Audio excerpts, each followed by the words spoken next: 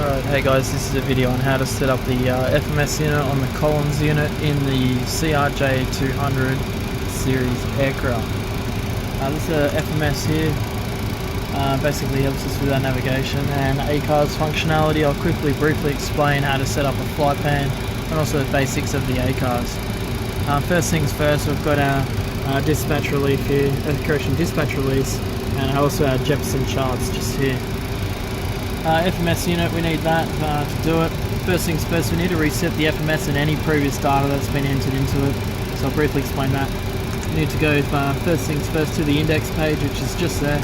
So we'll click index, that'll bring us up to this page. Status, we want to remove what's in there, so we need to reset it by putting in the current date in there, switching them out and putting it back in. Then back to the position initialisation page. We grab that, which is the current GPS position, which receives the pickup, dump it in there, and that'll basically show the aircraft on the MFD, just there. The VOR, we need to make sure all these are enabled. We can see that it is enabled. GPS, enabled. FMS, control on the left side. Then we want to come down, basically pick our MFD menu. MFD menu button, and we want to set this up. Let's set it up for the first officer flying, so that'll be myself. So right now it's set up as if the captain's flying, so we want to have airports, which is currently selected, speed, altitude, and also you can see on the right hand side it's in green. That's for me the FO. This is vertical navigation information. It's either on or off. So we want VNAV. I'm going to have it on my side. Select it over to the captain's side. Airports, speed, altitude, he's not going to have it. He will go on to the on selection. Then we're going to switch, we've got to go to the next page, one more option, range, altitude select. That's just the way our company sets up the FMS. There's probably various other ways, but they're our default settings to display on the PFD. My bad, sorry, the MFD. Then next is the flight plan page. To build the flight plan, we've got to use what's in the dispatch release of that. So let's do an example here from San Francisco to Santa Barbara with no alternate. We're cruising at flight level 290, and we'll just say, for example, we've got 4,700 pounds of fuel. Right now we're not fueled up, you can see there's 2,800 there. So first things first, we need the origin filled out. So the origin is going to be San Francisco, KSFO. Up there, Santa Barbara, Kilo Sierra Bravo Alpha, up the top. Our flight number for this occasion is 5694, 5694, goes in there. There's no alternate. We need to have a runway, we also need to have waypoints, via, to, whatever you want. So then we're going to go here, departure, arrival. Now, our current planned route is that, so it's the offshore departure to intersection, to the GBO transition, then a SEVA, then direct to Santa Barbara. So up here we'll find the offshore departure. There it is, offshore to the GBO transition, and let's just say we're going to go runway 1 left. Let's plan for that. Then we go back to flight plan. We can see that in the offshore 1 to the GBO transition, off runway 1 left. We go to the next page, we're going to put in a SEVA, which is that waypoint just there. So we'll type in a SEVA, ECEVA, up there, and then it was direct. So pick up Santa Barbara, put it in there. Now if we come over to our legs page, this will show all the waypoints on the departure, all the way through. We need to verify that off our Jefferson chart, which is just here.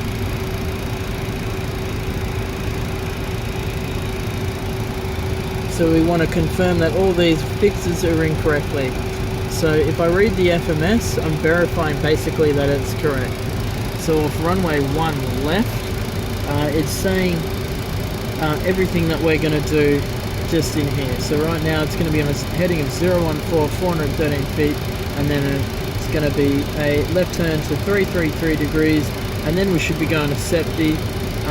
SEPTI should be above 1600 feet, which is correct, and then it's going to be a left-hand turn heading 203, which is correct, and then we're going to Seagull. Excuse me. Seagull should be above 16,000, that is correct. And then we're going to Cyprus, and that should be above flight level 220, which is in there. To Mickey, to Morro Bay, and then we've got the GVO transition, which is Gaviola. So all that has been verified off that SID. You can see the transition point is there, and I've just basically read off everything that should be reading straight off. From Gaviola, we're then to Siva to Santa Barbara. So that's confirmed, so we can execute that just down here, execute. All that information is now going to be on our MFD. On our multi-function display, I can actually zoom out, and we can also go to the plan view if I flick it over, and we can check all those waypoints, which is standard practice through the legs page. So if I go like that, it'll have everything that's in the FMS unit should be confirmed on the box, and that's a good way to verify everything is in there correctly without any discontinuities. Once we're done with the flight plan, we then need to go to the performance section, so we hit perf. We need to pull in the temperature. We can see from the ATIS here the temperature is 15 degrees. That's correct, 15. We want to hit perf again. We want to enable advisory VNAV. This basically gives whoever's flying on the, when we went to the MFD menu, this option here, VNAV, we want to basically give myself, the FO, on my screen advisory vertical navigation to hit all these altitudes with altitude limitations. So we're going to enable that. Back up to the perfinit option. Fuel, we can see here that our release fuel is 4700. I'm just going to go ahead and pretend we actually have that on board the aeroplane, even though we don't. We'll put that in. 47. Our cruising altitude is flight level 290, F290 up there. We don't have an alternate, so we don't have an alternate cruise altitude. Over here is our ISA information, which we get again straight off the flight plan. Just here we go for the cruise deviation, which you can see there's positive 10. And these are our head and tailwind. So right now we can see we've got in the climb a 15 knot headwind, we've got a 7 knot tailwind in the cruise, and a 3 knot headwind in the descent. So we'll put those informations, P for positive, M for a negative value. So minus 15 in the climb is our headwind of 15 knots, P7, positive 7 is our tailwind in the cruise, and then minus 3 is our headwind in the descent. Our reserves, again straight off the flight plan, reserves you can see of 1739, now taxi out fuel 375. Those values go straight in, 1739, 375. Easy, we can execute that. Back to our legs page. That's basically how you put the flight plan in and check the waypoints in it. There's a whole bunch of other features you can do. If you hit VNAV, you can set all your ranges for your speeds in the cruise and in the descent as well. The ACARS functionality, if we hit MSDU menu, ACARS, this is all pretty important stuff. Your pre-flight, you'll get your performance numbers for departure, your landing on the flight page, messaging, if you need to send messages to the company,